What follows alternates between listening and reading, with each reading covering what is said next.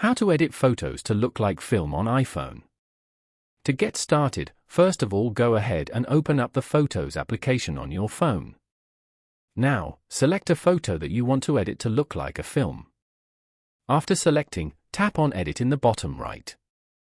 Swipe through the different adjustment tools at the bottom and change the settings. For exposure, decrease the setting to make the overall image darker. Increase brilliance to a high value. Now, decrease highlights all the way to -100 to recover detail in the bright areas. Then increase shadows slightly to bring back some detail in the dark areas.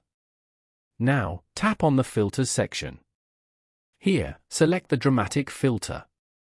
Once you are happy with the adjustments, tap on Done.